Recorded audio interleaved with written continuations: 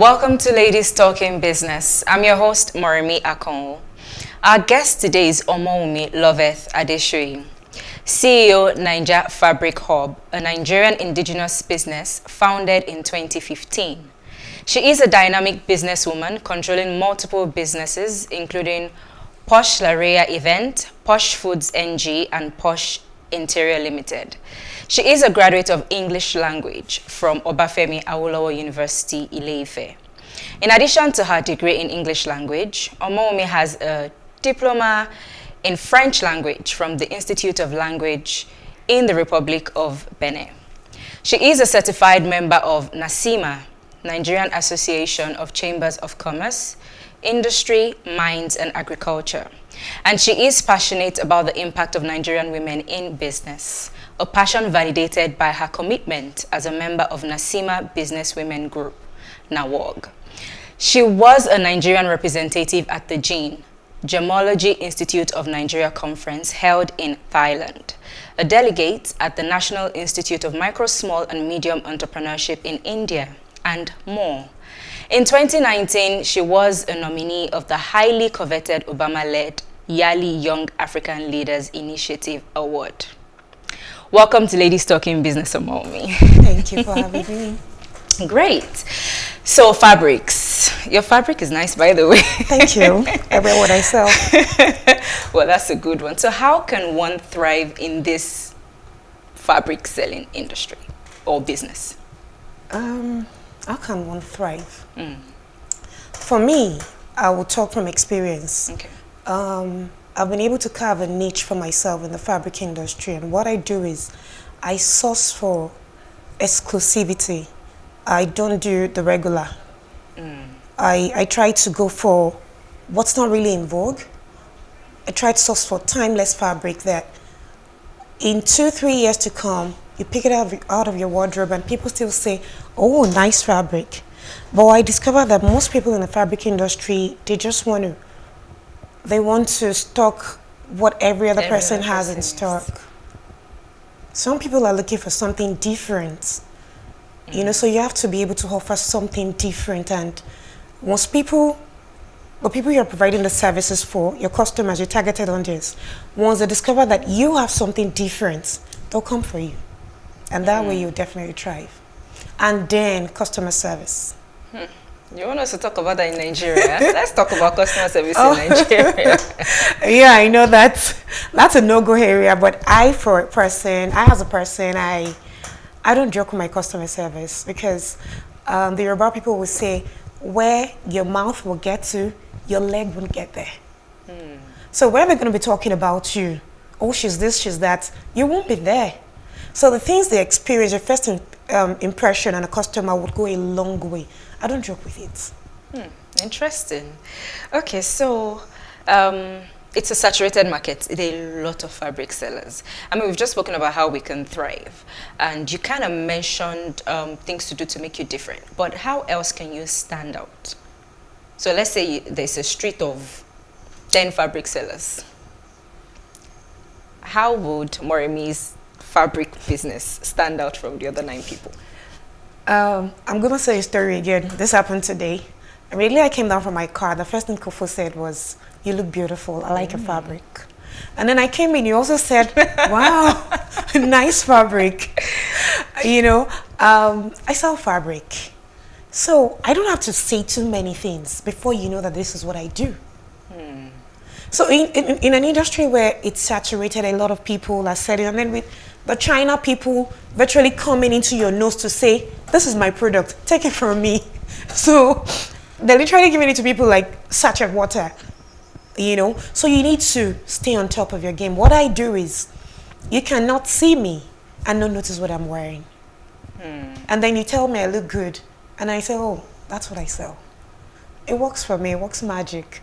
So a good way to stand out, usually, or rather from what you've said, is even from the CEO of the business. You should carry, like, you should reflect your business. Yes, you should. Especially in this industry. You should. You don't, not until they ask you, what do? You tell a story. When they see you, you're already telling them. You're communicating. This is what I do. And you like it, I tell you I have it. Before you know it, you're buying it. and then you tell somebody else, somebody else sees it on you. Maybe I would just buy this one you're wearing. You see? Okay, so I want to go into fabric business as Moremi. I don't know what to do. I don't know how to start. I just have some money somewhere. What tips would you give me? What would you say I should bear in mind first before going into this business? Starting up a fabric business. What I did, because you see in business, there's nothing casted in stone. Even if you go to a business school, it mostly has to do with experience in the business. So my experience might be different from your experience. So for me, starting up, it wasn't like I had a stack of cash somewhere. I grew with the business, and I actually started with Ashoke. Okay. And then I just thought that Ashoke, people are asking for fabric. You can't just tie and then not wear a fabric, have a fabric to go with it. I started with Ankara, then I started with lace.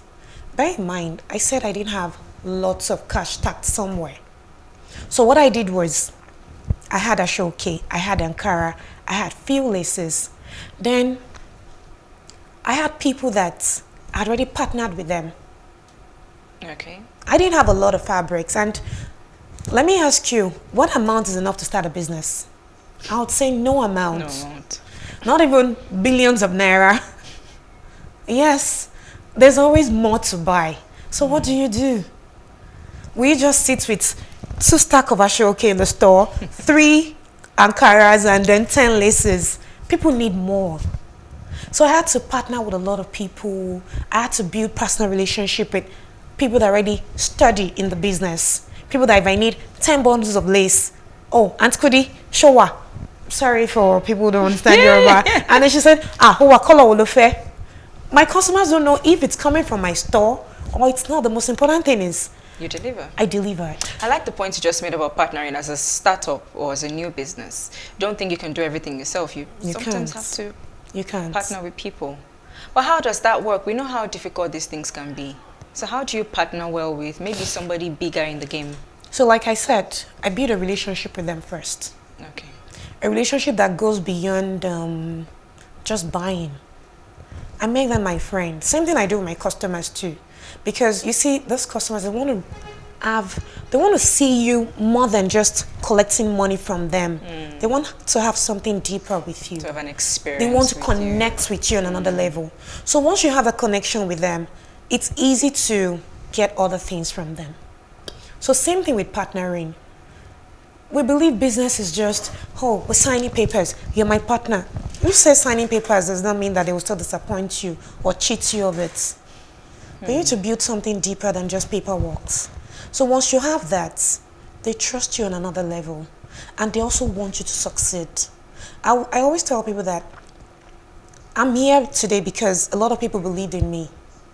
And they were ready to assist me grow. They recognized the hard work, the consistency in me, and they were ready to help me. So it's hard partnering with people, but if you connect with them on another level, they will do your bidding. Absolutely, I agree with you, but we'll talk more about it shortly. We will go on a quick break. Please stay with us.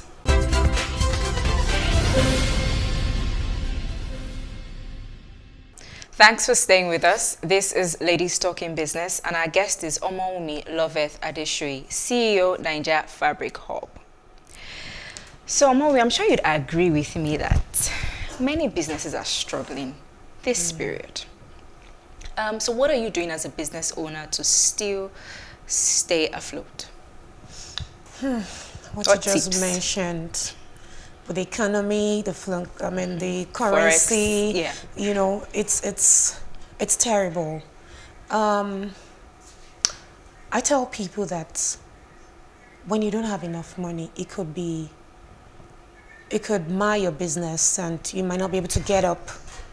What I did was, okay, as you know, you read in my profile, I'm a member of the NACCIMA, I'm a member of NAWORG, I'm a Rotarian, I'm a member of Abuja Chamber of Commerce and Industry. As business owners, we need to tie ourselves to associations that would help you. There are a lot of grants going on for business owners. There are a lot of loans from banks. for business owners. But But how accessible a lot of us things? don't know. Okay, then the accessibility part. If you belong to associations, they help. A bank or the government would listen more to an association before listening to a body, just a person. You, Moremi, going to meet the government to say, I want a loan for business. I want a loan for women empowerment. Before you get access to the government, it's going to take a long while. But imagine being a member of a national body that's going to hear your views to the appropriate place. It's easier. There are a lot of grants. I've gotten loans. I've not gotten a grant, but if I want to, I will. So business owners should know about that and join bodies, and join bodies. associations. Yes, it's important. Interesting. Okay, so I like to ask almost all my guests this question. What are some of the main challenges you have faced running your, let me say businesses, because I know you have quite a few other ones. Main challenges. Let me talk about my food business. Okay. So during COVID, I started a food business during COVID. I opened a frozen food store, and I didn't keep it at just frozen. I started selling other things too. Food. Electricity. Okay. Electricity. It is... Okay, let me just mention 3. Electricity, currency, Forex, yes, Forex. Always comes up. And then staff. Yes. You said that number 3? No, let me not just say number 3. Number 1, 2, and 3. But the one that gets to you emotionally is staffing. I've been blessed with having the best staff. Oh, wow. Yes, I have been. But you say once in a while, maybe somebody leaves and then before another person comes, you go through hell before you get the perfect person again. Staffing is difficult. Yes. Wow. Well, I hear that a lot. But But why do you think that is, though? Because a lot of people don't understand your vision for the business. If you have empathy for someone, you understand what they're going through and you can help them. But if you don't understand, you don't empathize with them, you just feel, what are they doing? Let me just sit down. My madam will now come and carry money and say, you do that, you do that. She shouts a lot, she does this a lot. They don't empathize with business owners. And regardless of how much you try to bring them in, not all of them, like I said, I've been blessed with some really, really good staff. But you see, those ones that are not good, they'll make you see hell. There'll always be one bad one. Then Forex, oh my, I cleared. Almost everything that we do in this part of the world, we import. Yes, we do. So Forex is always going to be an issue. How have you been able to manage that bit? How? I just go with the flow. There's no how.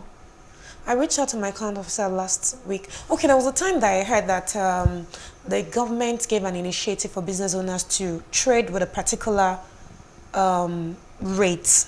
That's a bank rate. But it's so difficult. Like, you'd rather not just do it and go with the black market. Wow. I think that something needs to be done about that. I saw a business owner the other day post something on social media, and she had to apologize saying, I'm sorry, our esteemed customers, we have to increase price by 20%. Yes. And when I started reading the comments, people were like, we understand, we'll patronize regardless. We understand. And I'm like, okay, it seems like customers now understand what business owners go through. It's everywhere. Not just business owners, even salary earners. You buy things. Salary is not increasing. And salary is not increasing. On the high. So not just business owners. So there's no way anybody would say they don't understand. Let's leave this emotional topic. and let's talk about trainings. In your opinion, what do you think is or are the importance of, training yourself in your industry? Training is I say training as something that is intentional. How do you want to grow if you don't improve yourself, if you don't develop yourself? That's what training is. You cannot be static. You want to grow. You want to grow your business. You want to grow in life. You want to be a better person. And then you're not doing anything. It is important. It is major. Either you're going for conferences or you're reading or you're learning from somebody. I have a lot of people I look up to that they don't even know I'm looking up to them. I stalk their pages. I look at what they're doing. Up until even just taking pictures of fabrics to post on Instagram. You know, aside changing your phone and using the best camera, there are tactics to all these things. You have to improve in every facet of your life. Not just in business. If you go for business training and then personally, how are you relating to your customers? How are you relating to people you're coming across with? It's very important. I think we need to do a training, extra training on customer service, customer relation in this part of the world. But we'll speak more about this shortly. More conversations with our guest coming up after the break.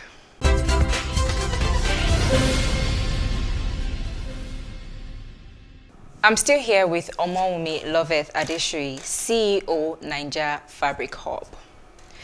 So Omowumi, what changes would you like to see from, because I'm asking this question because you're in a lot of business bodies, association, and you would have more experience on some things.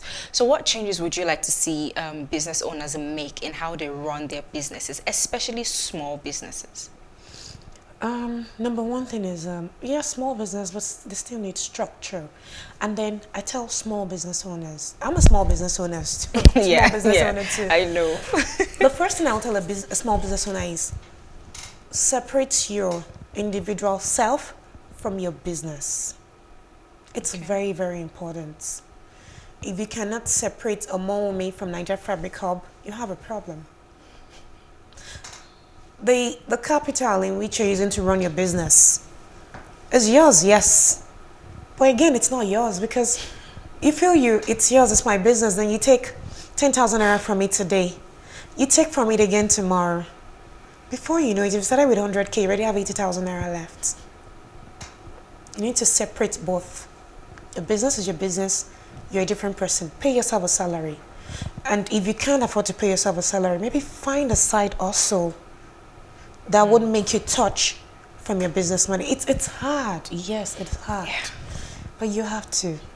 Because you're just starting. It's a small business. The moment you start taking from it, you're going down.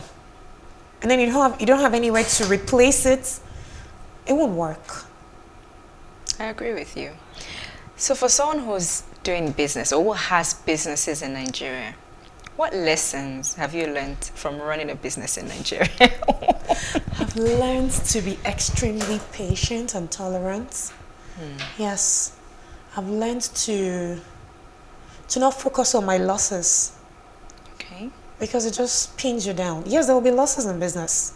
Anybody that comes and tell you, oh, it's sweet, is this? Yes, it's sweet. When you start hearing po, sounds of a lot, it's sweet. But there are times you make losses.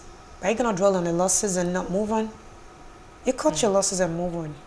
But before you move on, identify why you had losses. What can you do to avoid such next time? The first time is a mistake. The second time maybe a mistake. But third time, you can't call it a mistake anymore. Something else. Something else. So you have to find why such happened, what you need to do next time to avoid such, and move on to make more money so that you can replace the one you lost. So what else have you learned? I've also learned that consistency is key. You can't tell somebody today that you're selling Ankara laces, and then they come next tomorrow, there's no Ankara today, there's only lace. They come next tomorrow, there's no lace, but there's just one. There's only a show, They won't come again. They won't come again. So I've learned to be consistent. In everybody's mind, I want you to say, if I get to a store, I'm going to see what I want. If I call her, she's going to solve my problem. We like solution providers, not problem solvers. We like solution, people giving solutions to your problem. I need something. I don't know who's going to have it. Oh, Wumi is going to, I trust her, she will have it. Yes, it's consistency. And then improving by the day. Don't be static. People will get tired of you. Oh, another thing. How do I put it?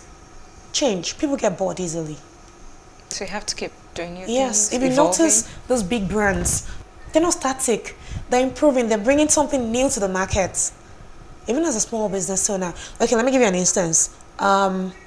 This year alone, I've changed my paperback twice. Okay. And I put it to my, especially my WhatsApp status viewers, and I'll be like, okay, I want to change our paper bag. What do you think we should do? Do you like this? Do you like that? They want to grow with you. They So like you're to getting them see involved something. in the process. Yes, it works. Okay, well, before I let you go, you've said a lot, and you're making me think. But really, what drives you as Wumi? What drives me? I don't want to be poor. I don't want to be poor. And then, okay, now let me be serious. What drives me as a person? I grew up in a family of, I come from a family of 6, 3 boys and 3 girls. My dad is below average. My mom used to be a trader in Mushi on Igbon market days, if you can picture that. Yeah. You know, growing up wasn't really fun.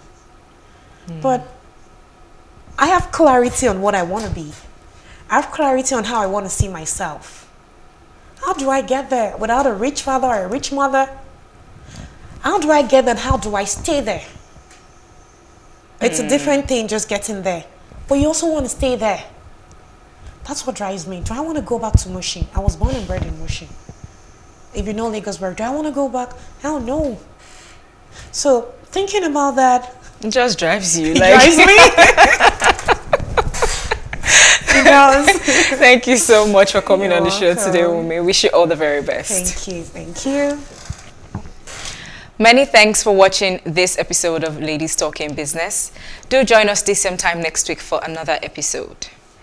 Don't forget to follow us on PlusTvAfrica Lifestyle on YouTube to catch up with our programs. I'm Moremi Akano. Bye for now.